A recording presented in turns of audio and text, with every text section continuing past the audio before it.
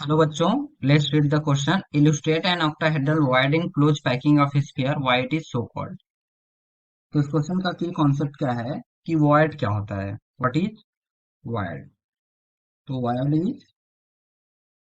void is the solid space। void is the vacant space।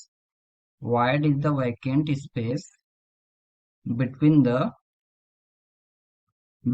constituent particle between the constituent particle atom in a closed packed structure in a closed packed structure of solid। तो void क्या होता है? खाली जगह होती है जो constituent particle को सराउंड करके जो बनती है, बीच में जो खाली जगह होती है उसको क्या बोलते हैं? void बोलते हैं। तो यहाँ पे पूछ रहा है ऑक्टाहेड्रल void के बारे में। तो ऑक्टाहेड्रल void कैसे बनता है? It is surrounded by 6 atom. That is octahedral void is formed by octahedral void is formed by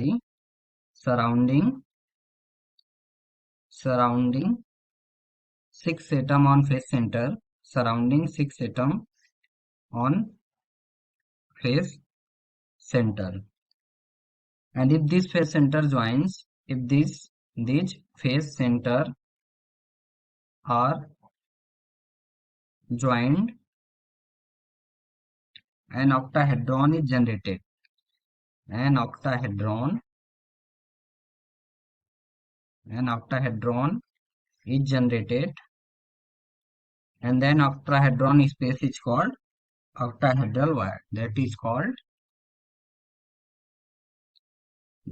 called octahedral void।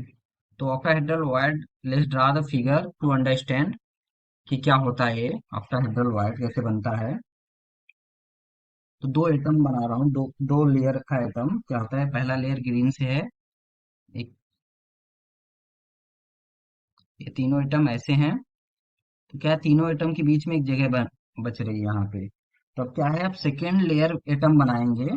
तो क्या होगा कि एपेक्स ऑफ क्या है, जो ट्रायंगल है इसके एपेक्स को टच करते हुए pointing upward and other downward बनाएंगे। तो क्या होगा, ओ लेयर बन जाएगा। क्या होना चाहिए, सेकेंड लेयर कैसे पेश होना चाहिए, जो ट्रायंगुलर वायर्ड बन रहे हैं इनके बीच में, इसके क्या होना चाहिए, इसके ऊपर हमको एटम रखना है कि क्या हो, ट्रायंगुलर शेप्स क्या हो ओवरलैप नहीं करें। कैसे रखेंगे इसको, एक यहाँ रखेंगे और एक यहाँ रखेंगे, और फिर क्या रखेंगे, इसको एक इन दोनों को टच करते हुए एक यहाँ रखेंगे। तो क्या है, अब जो बीच में वैकेंट स्पेस है, ये वैकेंट स्पेस क्या बना रहा है, ये ऑक्टाहेड्रल होल बना रहा है, ऑक्टाहेड्रल होल। और उसको क्या बोलेंगे, ऑक्टाहेड्रल वायर। फिर से दिखा देता हूँ इसको, क्या है, जो सेकेंड लेयर का एटम है कैसा है, इट इज लाइक दिस।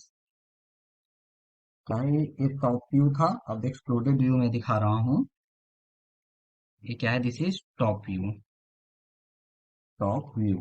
अब एक्सप्लोडेड व्यू दिखा रहा हूँ, ये क्या है, ऐसे एटम है, ये अंदर गया हुआ है, इसके अंदर गया हुआ मतलब ये ऊपर से है, पहला वाला एटम ऊपर से, ये इसके जस्ट पीछे 3D व्यू है, तो ऐसा दिख रहा है।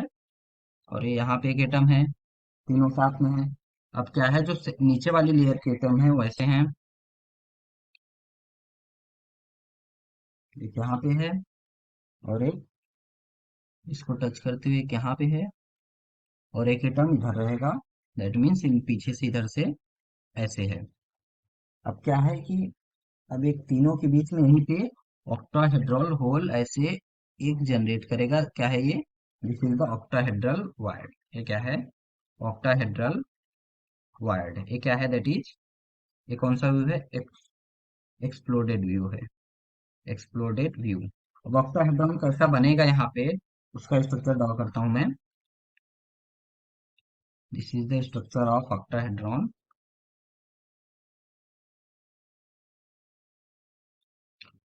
क्या है, ये ऑक्टाहेड्रॉन है। क्या होगा ऐसे, यहाँ से भी एक लाइन ऐसे होगी। क्या है, पहले रेक्टेंगुलर की तरह बनाते हैं, फिर क्या करेंगे, एक सॉलिड लाइन से इसको जोड़ेंगे ऐसे, इस तरीके से, और फिर डॉट लाइन से क्या करेंगे, इसको ऐसे करेंगे। This is the dot line. जो स्ट्रक्चर ये है क्या है, दिस इज ये ऑक्टाहेड्रॉन है।